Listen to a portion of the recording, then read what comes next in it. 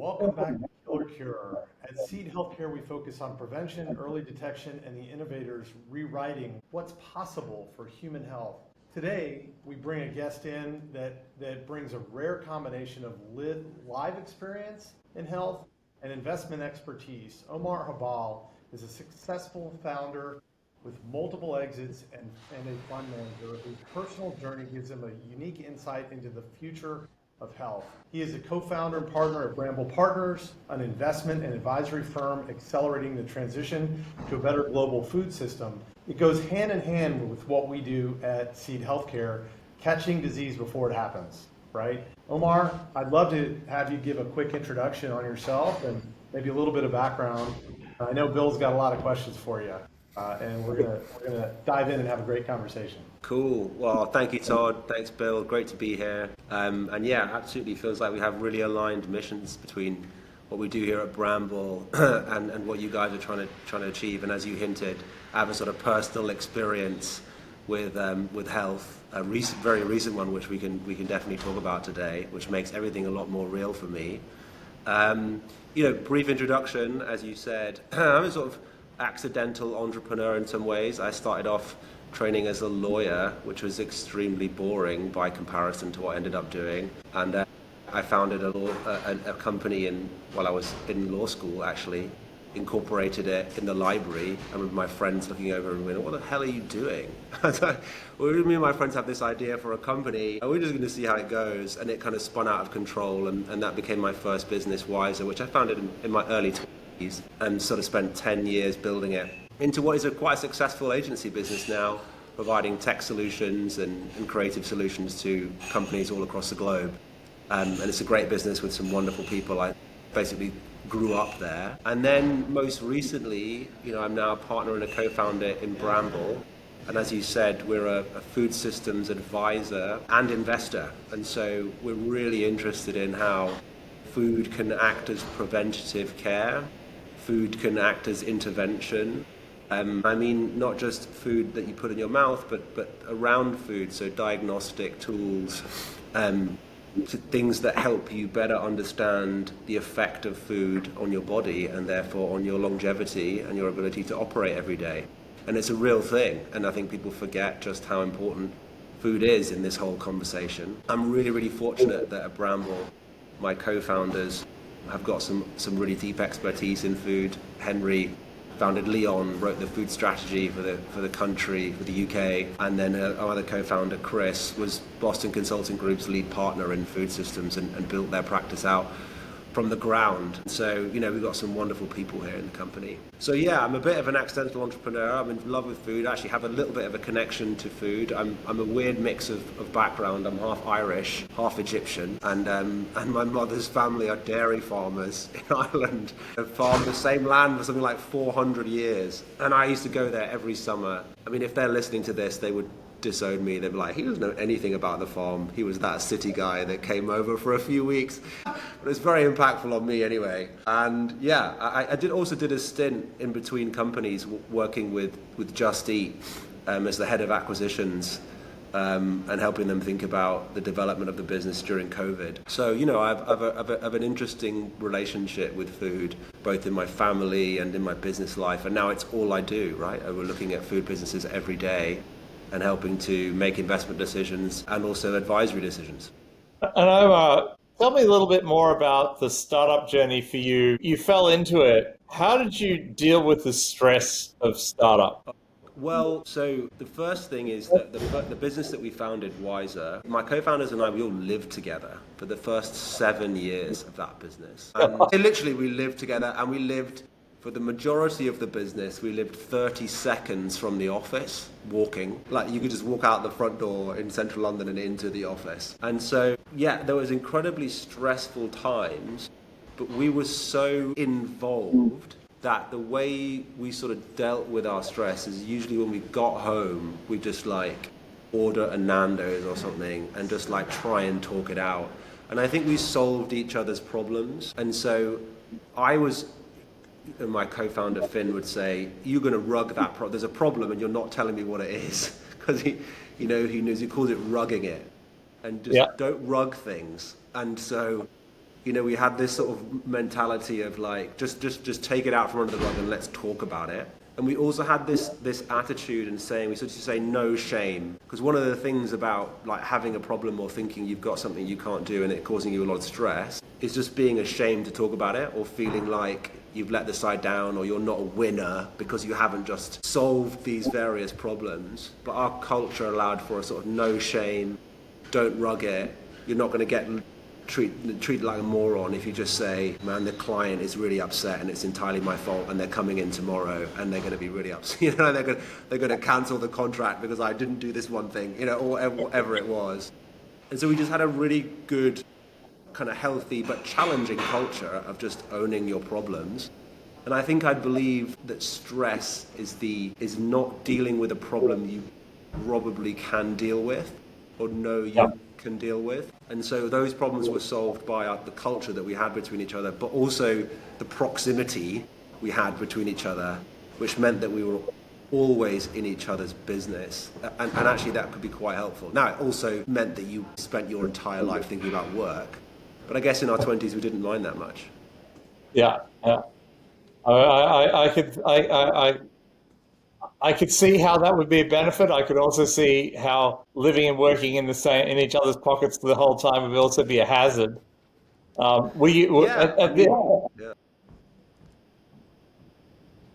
Well, I don't work there anymore.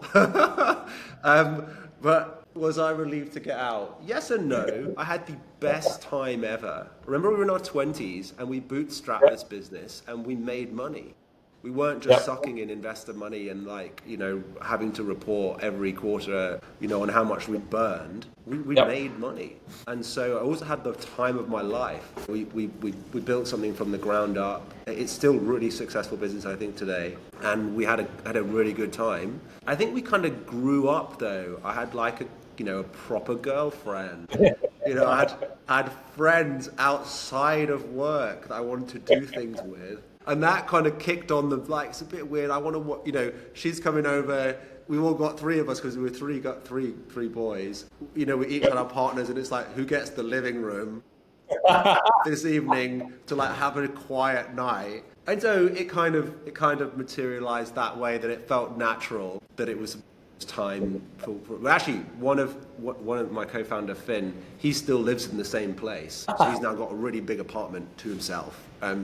So yeah, it got much sometimes, but I think when you're building a business together, you're just kind of bonded by the cause, and no matter what personal stuff was going on, you always were like, the business is just kicking up so many issues that focused your attention very quickly. I'm going to have to change my vernacular a little bit to rug it. I'm going to have to come up with that as an American. Rugging things is not good. Yeah. Don't rug it. What's under that rug over there? Tell me what's under the rug, People rug a lot. Vernacular I wasn't familiar with, so I'm learning something as we go here, and it's awesome. Yeah. To use an American Japaneseism, you'd be kimonoing it. You're keeping it under the kimono. You're keeping it under the kimono. Do we need to just walk around wiser with our kimonos open? And I was like, cool, I'm kind of used to this now. In a weird way, do you know, I watched that, there's that meme on X where it's like unkind truth, and then it's like not accepting reality, and you're going down and it's going up. And it kind of is that. You just kind of got to be like, shit, I fucked up. But you don't die, and you progress. I really like the no shame policy. I think alongside a no asshole policy, it's also a very useful thing to have for any startup. To have no shame. We say all the time, no shame, don't shame people, no politics, no hiding things, no internal sales. So go outside and sell to the client, but don't sell me in the room, right? Just tell me what the reality is. Yeah. It's immensely helpful to your ability to do good work, both for your people that you work with. And we had quite a big-ish business. There's over 100 people there when I left. And so, for the niche that we were in, that was a relatively sizable business. It just meant that lots of emotional issues can happen in an environment like that. And if you're rugging things, that can transcend into your culture. But if the founders are all open with one another, speak our problems quite openly on a stand-up, people also then reciprocate. I know it's a cliche that you set the culture from the top, but we definitely did. And we poked fun at each other. I had my other co-founder called Ben. We used to laugh. We'd laugh at him. He messed up. He was much younger than us. If we ever got something wrong, we would just kind of be like, just make light of the situation or make him feel a bit silly. And he would do that to me if I spelt something incorrectly in an email, or I had an incorrect sentence, or just something. He would literally broadcast the fact that I'd said something moronic, to an entire group of people. And if you can take it like that, it just helped us all get better at our language, for example. Anyway. And have you brought that culture to the next thing? Yeah, I think so. Henry, my co-founder here, he wrote a document when he wrote the National Food Strategy for the UK, which is a big deal, right? It's a really big thing. But on his way into DEFRA, which is the department he was a lead non-exec, he wrote a document called Plain English, where he banned the use of circle back and phrases that just are quite heavily bureaucratic, and so that you could have honest and real conversations about actual things and try and speak in normal terms. And in a way, that's very similar to wiser culture. And so he and I share this sort of plain speaking, humorous approach to reality that I think carries over the exact same culture. Now, the nature of Bramble is a much smaller thing. As it's not going to be hundreds of people working here. It'll always be a slightly tighter group. So it doesn't have the same demand of culture. Wiser was culture and young people and growth, and it had that to it. Whereas here is a little bit more focused, and maybe the average age of the company is higher. Funny fact, in Wiser I was the oldest person, and in Bramble I'm the youngest person amongst. And so that's a weird dynamic change. And so anyways, it's a slightly different culture, but it shares the same. I think you have to be like that with your founders and colleagues. You have to be open, you have to be honest, you have to appreciate the actual problems that are in front of you. And you just have to have a culture of not making people feel small and actually dealing with problems. Yeah, we've carried that over. And I think the language that we use, we had at Wiser, we had banned the phrase, "hope you're well," at the top of an email. Because it was supposed to represent, do you really mean that when you say it? Or are you just saying it because that's what everyone, try and be more authentic. And that's a lot of YouTubers these days, hello everybody, hope you're all well, is the classic YouTube intro. Yeah, and I might say wrong with it. But. No. I might say that when you look at culture as an investor, and you've got a good and healthy culture, being able to pick up investments that have resonant culture with yours and or influencing their culture with yours is definitely useful in terms of getting outsized returns, in my experience. Yeah, I mean, knowing it kind of takes one to know one, I guess, is what you're saying. And I think that's true. I think that's true. And I mean, there's different cultures for different types of business, I suppose, as well.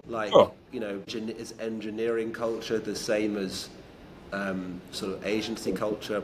Probably not. But they should share the same hallmarks, right? Of respect, honesty, transparency, etc. So I definitely take that forward. And even amongst the leadership as well, there's cultures, isn't there? There's what is the leadership culture? And how do they speak to one another? You can even get little tells, who does the most talking? Do they correct one another in the room? Did he just speak over him? Or did he just re-explain everything that he or she just said, or whatever it was? And so that you kind of right, okay, there's a dynamic here that maybe we should do a little bit more work on. Indeed. So just riffing off the language thing that your partner Henry put together. Yeah. Switching tracks. You must have encountered kind of the polar opposite of that language and culture when you began your rather urgent health journey, correct? Yeah, I mean, I impenetrable to read. If you got my pathology report, good luck reading that. I have no idea what it says, and you kind of at the mercy of what the doctor says to you, because the language is really challenging and complicated, and probably rightly so, maybe, but it was very difficult. And actually, going about AI and technology, I actually used ChatGPT a lot to decipher what I'd been told. That whole explain it to a 5-year-old was actually quite helpful when I got some of the reports from my doctors. And when did you first notice something was wrong? Well, for the audience, I had a cancer diagnosis just over a year ago now, 18 months ago. But actually, I had and it's a parotid cancer. It's in a cynic cell carcinoma, which is in basically in my saliva gland. I had this lump there for quite some time. I mean, I'm talking years, and I'd been to the doctor 2 or 3 times because it would get incredibly painful. It was pushing on my parotid nerve. I literally couldn't work because it was so sore. And I'd go to the doctor and they'd be like, painkillers, antibiotics, get out of here. And it wasn't until the last time that the GP was like, you've been in here like 3 or 4 times with this thing. I'm just going to send you for an ultrasound. And I went and did this ultrasound, and boom, the whole system came alive because they'd obviously seen something that they weren't expecting. And the system kicked into gear, and before you know it, I remember when I got my diagnosis. I got my diagnosis 2 days before our son was born. And it's our first child. And they sort of swamped in. I remember going, and I was thinking, I'm not going to have cancer. I mean, what? That's definitely not the case. I think I even had a meeting booked over the date that they were going to tell me. And I said to Henry, let's do the meeting. The meeting's more important than this diagnosis. There's not going to be anything wrong with me. And they sort of came in the room and told me that I had cancer. And they give you the percentages, and they tell you a load of stuff. Back to your point about, do you know what they're saying? I don't think I really had any idea what I was being told. And as it came towards treatment options, did you have any idea what to say? Well, actually, so the first thing was you need surgery ASAP. And with regards to that part of the treatment, I didn't feel like I had any options, no, but I did feel like that was the right option. And I had some people that are medics around me who helped, including my dad, he's a doctor, but a retired cardiologist. He's not an oncologist or anything like that, but he's still, surgery felt like the right thing to do. It was post-surgery that it became like, should I do this, should I not?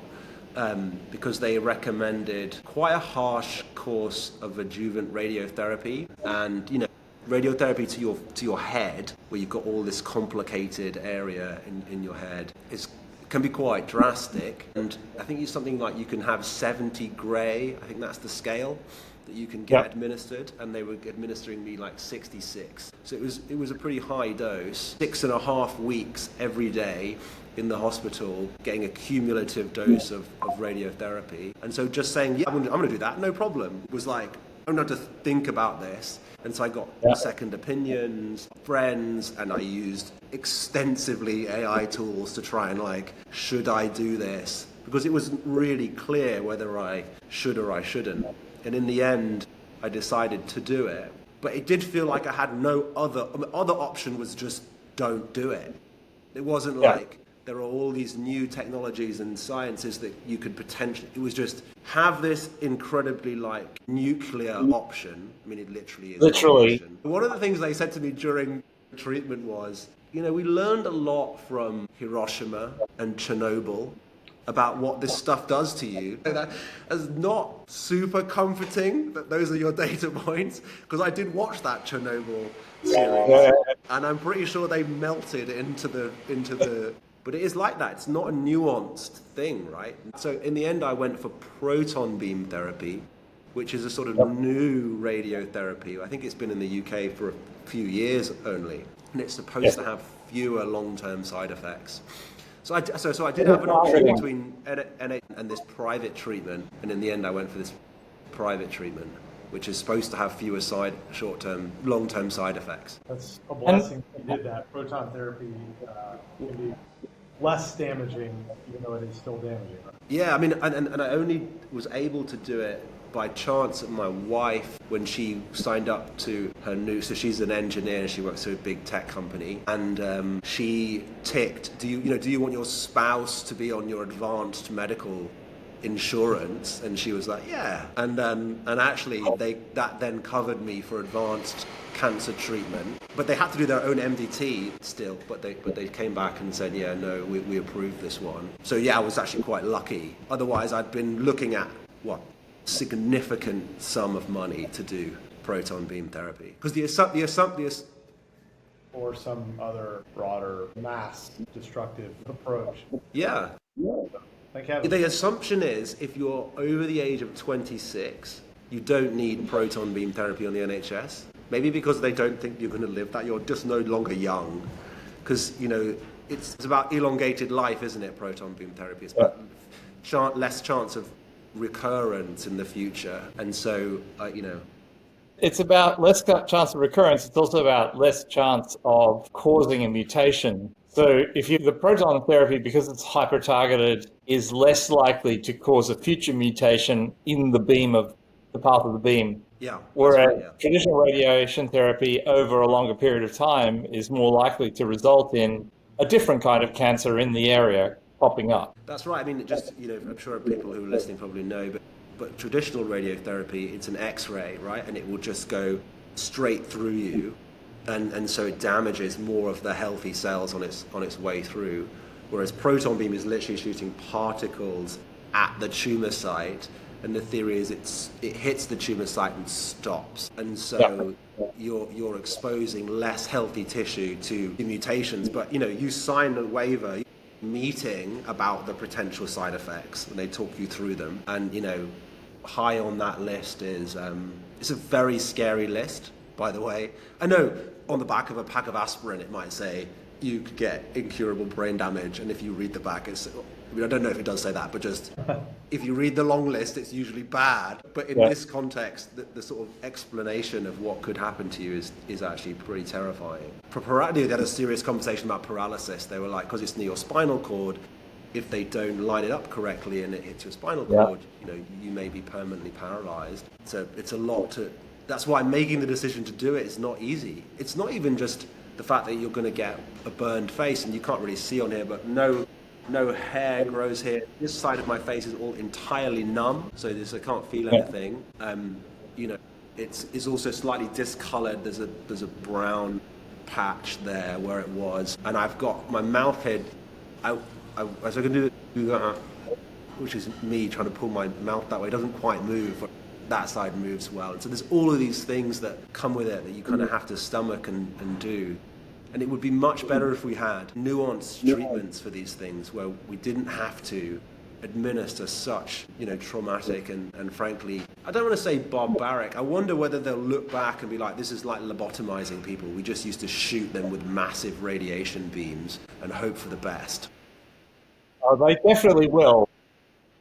Yeah, I think they will. You do feel that, really feel that. Because at one point, my entire face was crusted over and it was like, my ear looked like it was going to fall off. If you watched Chernobyl, that documentary, they all go black at one point, right? Now, obviously, they've had extreme radiation. I'm not in any way saying that's what happened. But on a much smaller scale, that's what they did, right? They just exposed this area to radiation, and therefore, it's like a burn, right? It just burned and deeply broke all of the cells in my face and head. And then it was just falling off. I think the word is desquamation, where the cells just are like splurging out this stuff. It's not pretty, and it doesn't feel at all like the right solution. Yeah. Did they ever give you a whole genome sequence of your tumor? No, they did not. Because, the thing that happens that you went through is nobody took it seriously for a long time. Then when they did take it seriously, the test they gave you was ultrasound, and they probably did a biopsy and they looked at the morphology, which is the shape of things. There's a lot of information in the tumor profile, in the oncogene profile, and in the whole genome and whole exome sequence of your specific tumor that's really useful to know. Well, surveillance afterwards is aided by being able to do blood tests that actually can look for fragments of tumor. that have the same genetic signature. And without that background information, how do you even go and get those better tests? Well, so I did do a biopsy and I did a core biopsy. So I did a needle biopsy and then a core biopsy, so it sort of pull it out with a sort of apple core mechanism. And one of the high points of contention for me was I had 3 high risk factors. They said I had a close margin after surgery, meaning, and then that's normal actually for this area that you have. It's a very delicate area, so having a close margin is normal. Then they said I had an infiltrative pattern, meaning that this is what the cancer looked to be doing. And then the real crucial one was a suspicion, and that became a very important word, that I had lymphovascular invasion, meaning it got into my vascular system and therefore could get metastasized. But it was only suspicion. Yeah. And so the whole process of what should I do was about this suspicion. And the pathology, I think the histopathology, they and I'm not medical, so but you do learn a lot obviously when it's about you. Yeah. They're sort of taking slides and doing tests on them and watching what washes away after they put particular type of ink or whatever onto these tumor slides. And that bit I still, as you can see from my explanation, do not fully understand.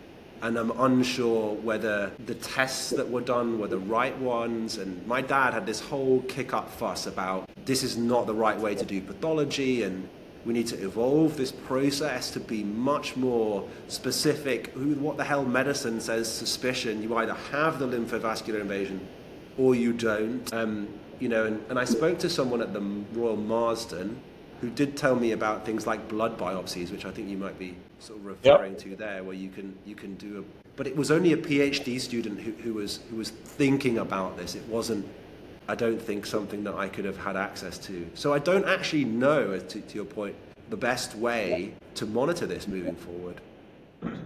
Surveillance by getting an MRI scan, right? My MRIs is what I have.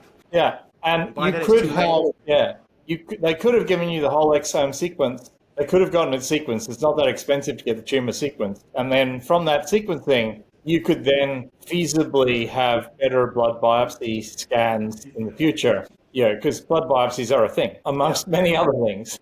Todd, you want? You can also, there's 2 things post-cancer. Thank heavens it went so well for you, it seems, even with the side effects and challenges. Well, it was touch and go for a while. Yeah, thank heavens. I mean, you say you're lucky, it's actually with intention that things work out the way they're supposed to, right? And thank heavens that it worked out that way.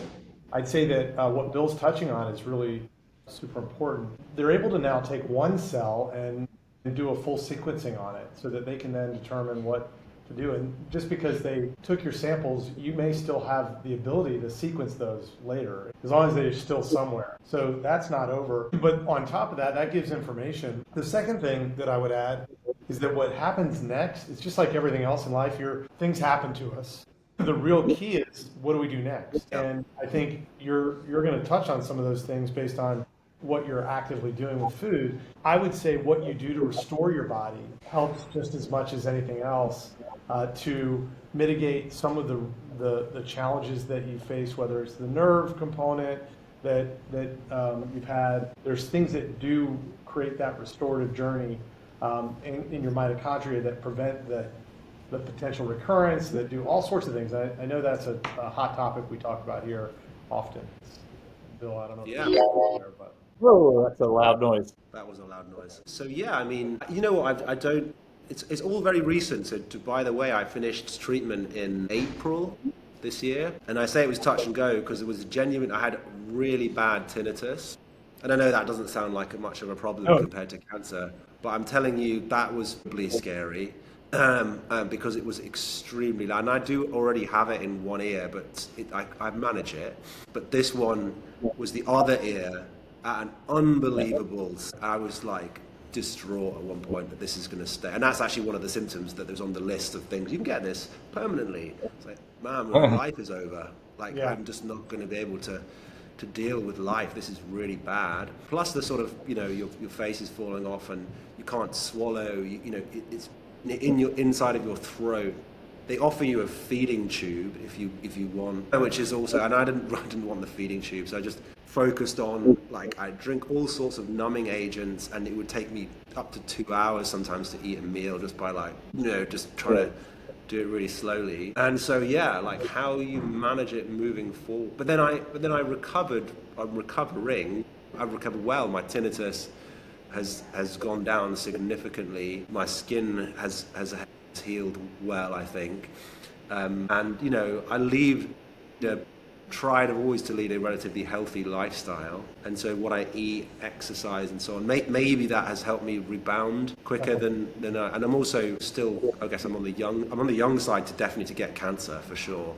And maybe that has helped with my sort of rebound, and my body has come back quicker than it may have done otherwise. Moving forward, I've just kind of jumped back into life. One of the things I didn't want to do is be a cancer patient. It was in Fight Club, at the beginning at Fight Club, and how does he sleep? He goes to like all of these testicular cancer things so he can speak to people who are dying, and then somehow it allows him to cry, and then he can go to bed. And you get offered that on like day 2. Do you want to come to the meetup group for your cancer and like hug it out? And I just didn't want to do that. I wanted to be like, I'm doing this treatment and I'm going back to my life. I'm not going to let cancer, I'm not going to become a cancer patient. I really did not want that. And so actually, since I've come back, it's almost like it did happen, but I kind of, maybe that's a bad thing, right? But I'm like doing what I'm told by the doctors, but I'm just getting on with my life and trying to eat well, sleep well, live as well as I can. But I'm not thinking blood biopsies, and I probably should be, to be honest, and I'm probably not well enough informed as to know. I'm just following doctor's orders literally at the moment. Yeah, I would certainly go and try, because it's in April, I would certainly try and get your sample sequenced. Yeah. Because apart from anything else, we know that there are better diagnostics now, better than MRI. I mean, by the time it shows up on an MRI, things are a bit dire already. You want to try and detect these things. You want to try and detect these things way before that happens. And if you've got an idea of the signature of the tumor, there are some things that you could look for in circulating DNA. The other thing is that more and more mRNA therapies are coming out. And if you've got a very specific profile of the tumor, there's probably going to be an exact genetic therapy for that cancer sometime in the not too distant future. Certainly within your projected, within the next, 10 to 20 years, certainly, and probably way before then. So there's a lot of really exciting stuff that will make the treatment that you had look a bit brutal, a bit barbaric. At the same time, you can set yourself up better for that by having more information, particularly the genome and exome sequence of the tumor. Yeah, I mean, I should definitely do more, and it undeniably is barbaric. And without any of the information that you guys have, I knew it was. You just cannot be. It's just, even though the proton beam machine is very impressive as a sort of thing. It looks like a sort of Ridley Scott type set, you know it, right? And it literally could be from one of the ships in Alien, and you're strapped into it, and it's incredibly precise. It just, the very nature of it is just feels really, really like it has to change soon. And it's and to bring it into perspective, that I'm very fortunate to at the moment anyway, be feeling good and approaching it with a positive mindset and getting on with my life. But there are like children in there, where the most heartbreaking things are when you're in the lift and there's a mother and father with like a 1-year-old, and they are just hitting that 1-year-old, or with all of this, you're just like, wow, man, this is not good. Friends of mine have their daughter Eva has inoperable rare form of glioblastoma, and she had to have radiation treatment, and it has held the cancer at bay a bit. We're actually raising money to try and get her a gene-based therapy, and that's in progress right now. We actually managed to raise enough to kick off that. But it is just unimaginable, that huge machine, that it's much more precise than traditional. At the same time, you saw on you how imprecise it was, like what the off-target effects were on a child that's multiplied by 2, right? They have to. So the first thing is they put the child under general anesthetic, right? Because they'll just be wriggling around. One of the things they do is they make you this mask, which I now use for Halloween, and it's like of you. And the reason they make this mask, as you know, is just sort of bolt you into the machine so you cannot move. Because back to the sort of you'll get paralyzed is that if it misses the area a number of times, you potentially have some pretty bad effects. The children obviously don't get that. They just so they're put under, then put in this machine, given a mask, hit with a ridiculously high level of radiation, and then maybe it makes them better, maybe it makes them worse. You just kind of have to go with well, that. what it definitely does is stifles their ability to grow, and the challenges, the things that you had that you were prepared for is physically your body was mature enough to manage and tackle and defend itself. And children they're just developing that. So to me, I 100% agree with you. That's a major challenge of pediatric cancer treatment, and some of the things that are barbaric leave the kids with a biological age that is much older than it was. Yeah, they're not even really considered what my biological age now. Probably much older. It does. Yeah. We can that's what it's doing to them. We can find out and reveal that on the next podcast, and actually, and actually then give you some thought processes around the journey to restore that biological age. I think that is probably the thought process and mindset I would be entering into, and just putting it out there that would be important. I went through, in a weird way, a phase where I was using all that. So coming out of it, one of the things you're trying to do is keep your weight on throughout the process. If people don't eat, they lose weight, get all these complications. And so I was doing my best to eat, and I did eat well. But it was very difficult, but I managed to not have too bad a time.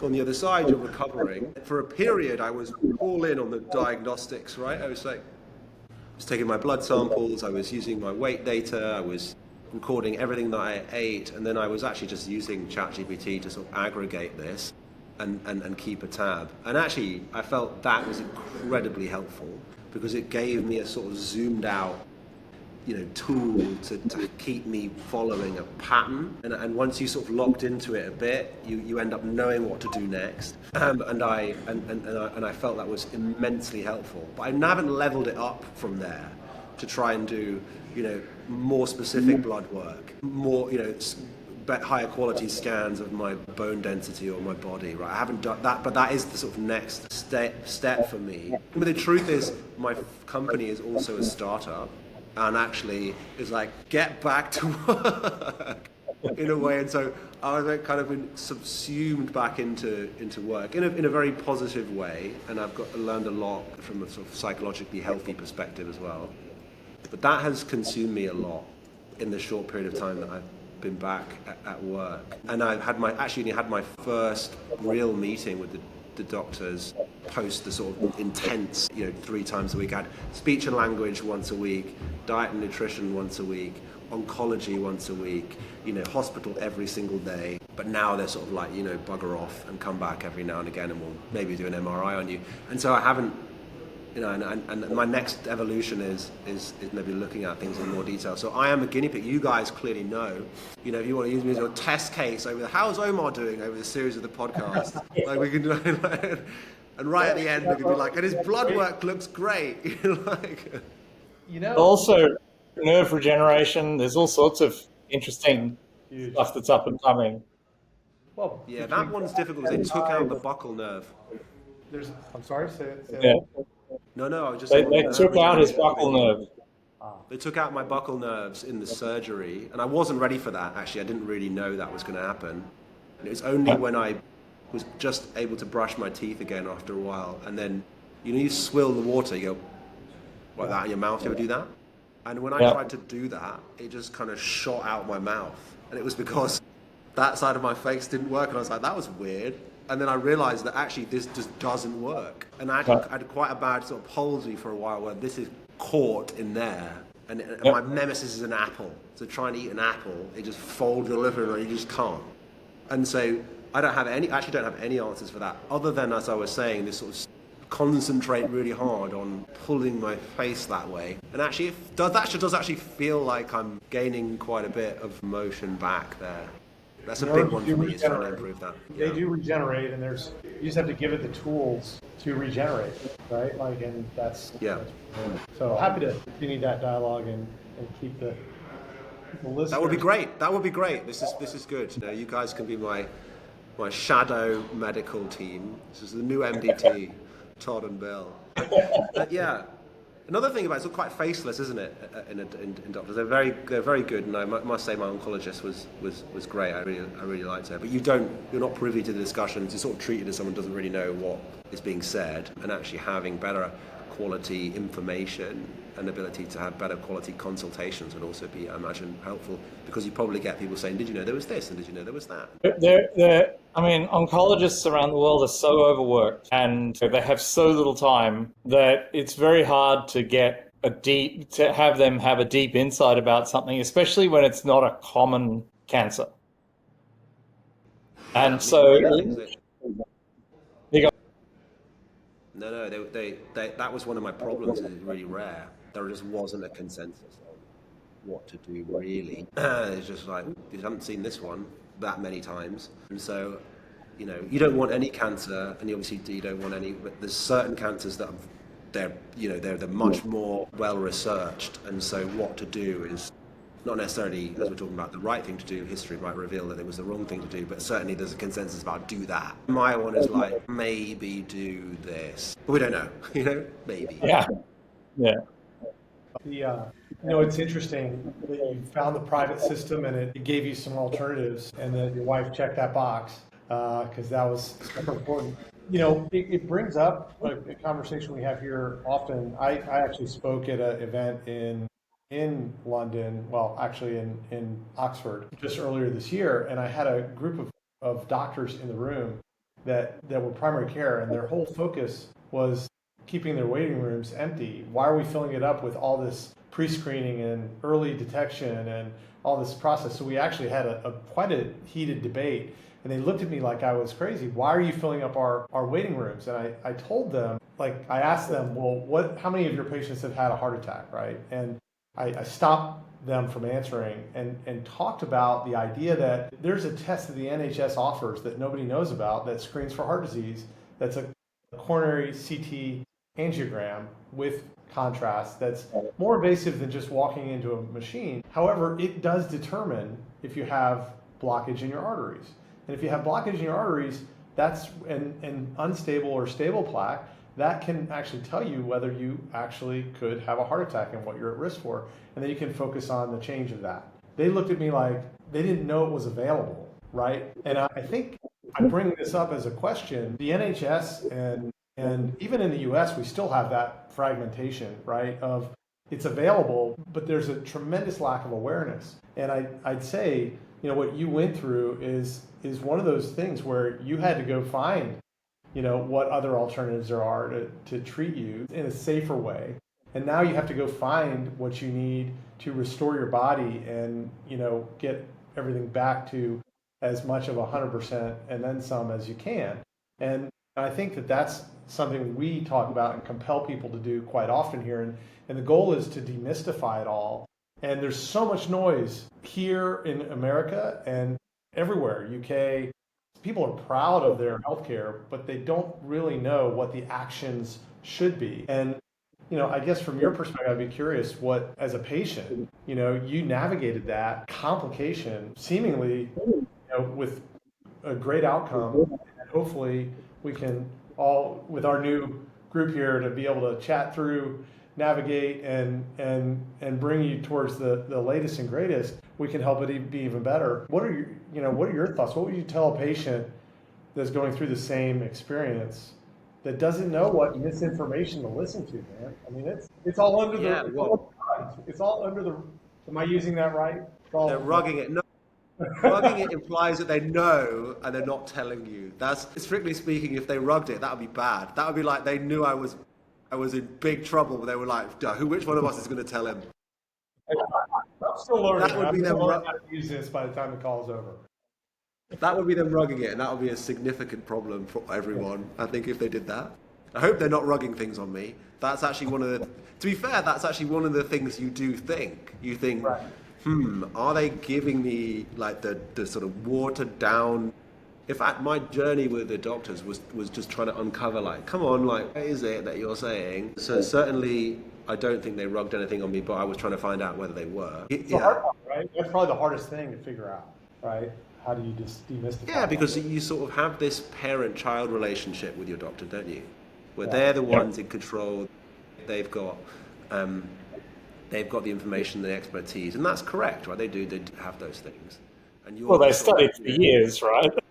Yeah, they're absolutely. It's the right relationship in some ways, because it's literally care. It's care. They take care of you. Parent-child care relationship. This is a care relationship. They're a caregiver in some ways, I suppose.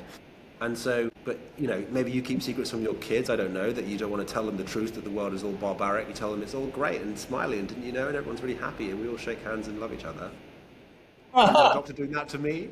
I don't necessarily say that to my kids. My kid, he's one, and so he doesn't really understand that concept. But I certainly, I'm positive with him. So you're trying to figure out, are they doing that? And I was trying to ask some questions, and I would try and come with a list of questions. I just didn't know.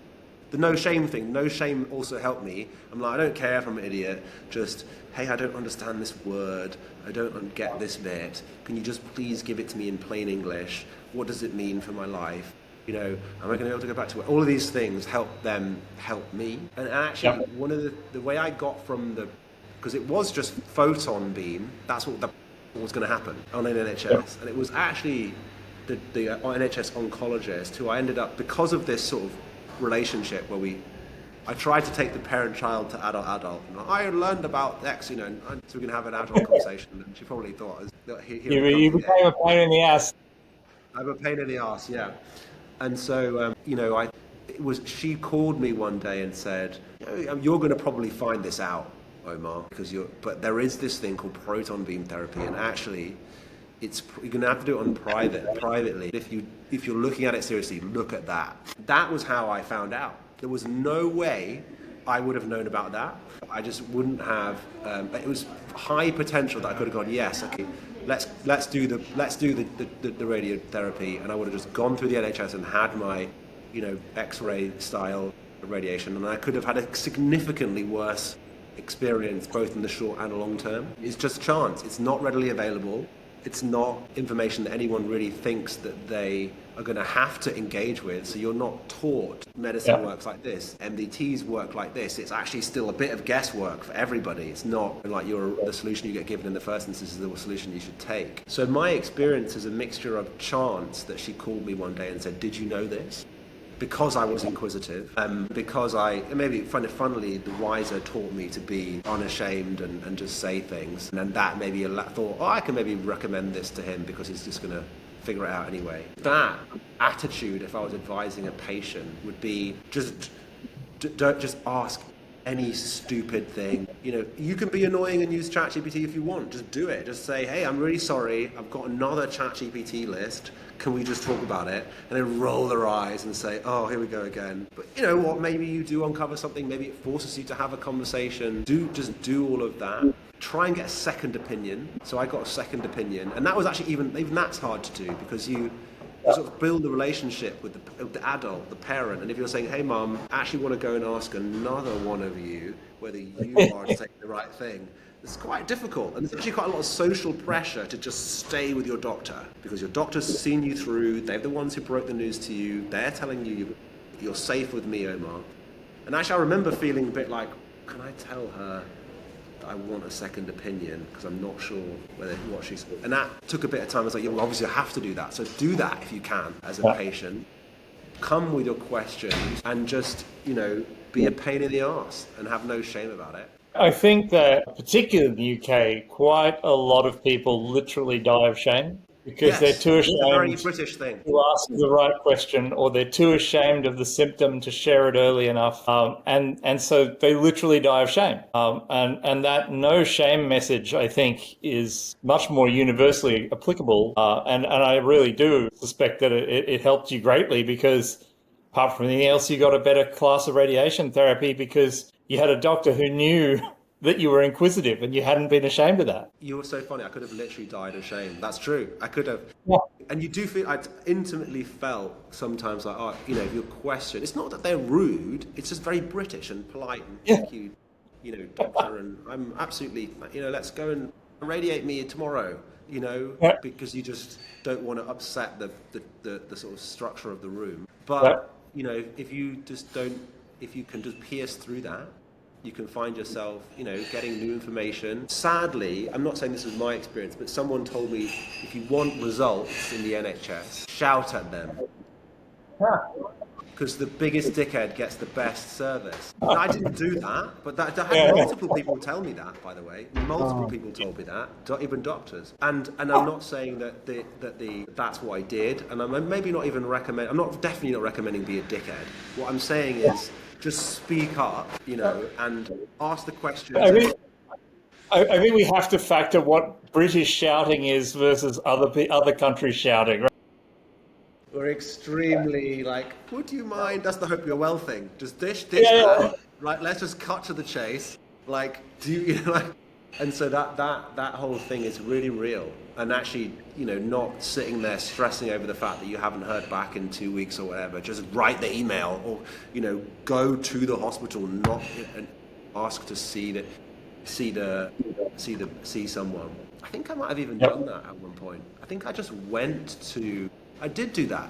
I went to the hospital where the surgeon was, because I hadn't had a response. And I went there and because I knew it was his clinic day. He had 1 day clinic. And I waited there until he had like a free, I was like, what's the doctor got? Free time. And they said, oh, he's usually free then. And I just waited. And then as he came out, I was like, hello, you know, Dr. X. Remember me? He's like, oh, you know, what are you doing here? It's like, well, I haven't had information on this. When is that happening? And he was like, oh yeah, just come in for 2 minutes, and sat me down and said, oh, well, it's happening like that. And it's like, oh, right, thank you. Now I have some clarity over what's happening next. And it's not that he's negligent, they're not. He's just, as you say, he's got shitloads to do.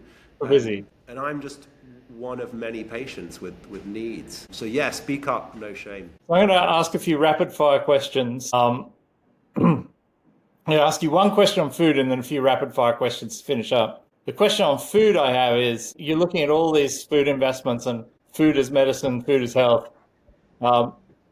What's a food that you think everyone should eat, and what's a food that you think everyone should just drop? Well, beans. Channeling everybody in Bramble. We should all eat more beans. They're great, full of fibre, full of protein. I should make a plug for Amelia at Bold Beans Co.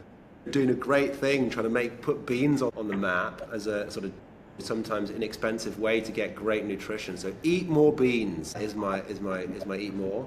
And then eat less. I'm going to say eat less meat, cliche, but I'm going to say eat less meat, and because the industry is probably the most inefficient for the world. I mean, so taking in sustainability and health, I would say try and eat less meat, not no meat. I'm not advocating that. Just try and eat less of it if you can, particularly probably red meat. So that's my less and more. And what's one health habit you practice daily now, and what was one that you practiced before? Before treatment? Yeah, well, before diagnosis. Well, the health habit that I have now is trying to think about what inflammatory foods I'm putting in my mouth. So I try to eat a lot more oats now than I did previously, because oats are sort of anti-inflammatory type food, at least to my knowledge. And so I think about the inflammation consequence of the food I eat now, and I definitely do that more than I did previously. And previously, before, what was a healthy habit before your diagnosis? Yeah. Well, I mean, my healthy habit before my diagnosis probably is my exercise routine. You know, I'm definitely, I'm exercising as much as I can. And I love that sort of part of my life. So that was always something that kept me alive and awake during the day, for sure. That's my healthy habit yeah. And I have to say, by the way, on the oats thing, oats are great for some people. They are an anti-inflammatory. For a rare few people like myself, they actually cause inflammation en masse. So, about the only thing that I've seen that's almost entirely universal as a healthy habit is exercise. Yeah, I mean, I'm big into my exercise, and I try really hard to keep that in my life. It's probably my one non-negotiable in being an entrepreneur, is I would not function. I would be no good to everybody here. I would be no good if I just lost that. I just have to keep that in my life. By the way, the new exercise habit is kettlebells. Kettlebells are manna from heaven for me at the moment, because you just have them in your home. You do a 20-minute kettlebell routine. Pow, if you don't have time. Yeah, I think Todd and I are both with you there on the exercise. What would you say is a misconception people have about the food system in general? Oh gosh, that's an interesting one. A misconception. Well, it's a controversial one, that people who are massively overweight, that it's a fault of their own willpower. Mm. And I think that may be one of the biggest misconceptions about the food industry, full stop. And actually, it's the food environment, it's the way that food is manufactured and created, which is causing people to eat a lot more of it and causing them to be overweight. So that's my misconception. Excellent. And finish this sentence. In 10 years' time, global health will be. Hopefully better than it is today. I think we're onto something in food. I think people know that the food is processed in a way that is maybe causing us to have a rise in all of these diseases and illnesses. Maybe even my consumption of ultra-processed food maybe contributed towards my condition. I have no idea if that's the case, but maybe these links seem to be somewhere people haven't quite put their finger on whether it's definitely ultra-processed food. That is becoming well understood. That is a real thing. I think people get increasingly like an understanding that big food companies are creating products that are damaging all of us significantly at scale by making us overweight and sick and unhappy. And I think that is piercing through even into like the social media world, where like it's almost common it's like a meme also nearly, that they're making the Twix bigger to make you fat and addicted to it, and it's scientifically engineered that way.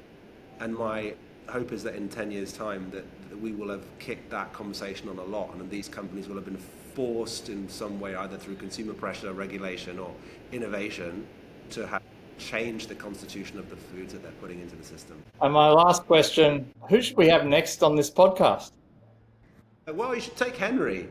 Well, he does he's great, right? He founded Yeah. Liao. You get entrepreneur, okay? He built a really successful fast food restaurant chain, naturally fast food. He wrote a food strategy for the country. He's good fun as well. He's got a sense of humor, and he's super knowledgeable and a great guy. I'm really praising you, Henry, if you're watching this. But he's a good guest. He'd be a good guest. I'd be happy to recommend him, and viewers, I'm sure, would love to hear what he's got to say. That's my recommendation. 110% take you up on that, because Leon is an amazing brand, and I really would be very keen to speak with Henry and hear his thoughts on what's got him to start looking at food and how you could make faster food healthy. Yeah, and he's got interesting stories there. And you probably saw that his business partner, John Vincent, just bought Leon back. Yes.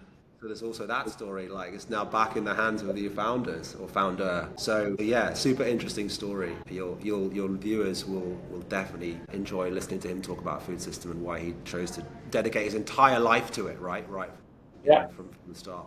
Fantastic. Oh, do you want to outro us? Yeah, I'm happy to. And first, Omar, thanks a ton for sharing your story. I know it's a personal journey, which we want to follow. We want to obviously help how we can. Where can we follow your story and Bramble? We've chosen LinkedIn to be the place where we publish most of the Bramble content. So to definitely give us a follow on LinkedIn, engage with us. We try to engage with people who send us messages and comment on our content. So you can find us there. Our website is bramble.partners. You can write in. I manage the hello at, so it's me. You may have, if you email hello out, it's me responding. And so, email us and we'll try and get back to you. My personal journey, I don't have a massive digital footprint. If you are in any way interested in what my personal journey has been and maybe is going to be with regards to cancer, entrepreneurship, raising a fund, deploying a fund, building business, trying to have a life at the same time, manage a family, feel free to reach out to me. I happily connect with people. Very cool. We'll do that. And us at Killer Cura will definitely follow it, and we'll be happy to keep people up to date. The whole thesis that we've talked about today is right on spot with what we talk about all the time at Seed Healthcare and at Killer Cure. If we want to improve health outcomes at scale, we have to address all of the drivers like nutrition, access, and the systems behind them. Your voice, Omar, your voice is crucial to making that happen. And we appreciate you being on today. And it was something I got to know you quite a bit. I'm excited about continuing the relationship and seeing how we can help each other. Bill, Well, thank you else? guys. Yeah, go ahead. Sorry. No, I was going to say thank you. You're my unofficial new oncologist. So help me. Tell me when I can do a blood biopsy, and I'm more than happy to keep you updated with my progress. Let's hope it's onwards and upwards for me. We'll definitely plug you into the actual oncologists and other people that we know in our network. Okay. Well, I'm always wary of giving actual advice because of the Dunning-Kruger effect. Yeah, for sure. Well, but thank you even for having this podcast, right? This is a great podcast that you're even doing this and like giving a voice to patients, entrepreneurs, people in the system who are experiencing it from different angles.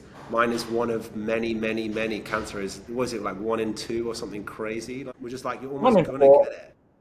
1 in 4, yeah. It's a 1 in 4. Like, you're just gonna get it, right? It feels like that at the moment. And so having you guys help and put out a narrative to the world where people can be more informed about what to do if you've got it, or how to maybe adapt your diet and lifestyle to prevent it. Like, that's a really meaningful and real thing, and we need more of it. So, thank you. And so I'm at your service too, right? You might be my MDT, but I'm gonna tell me what you need. And I'll try to Absolutely, Emma. Thank you so much. It's been a great conversation, and I look forward to many more.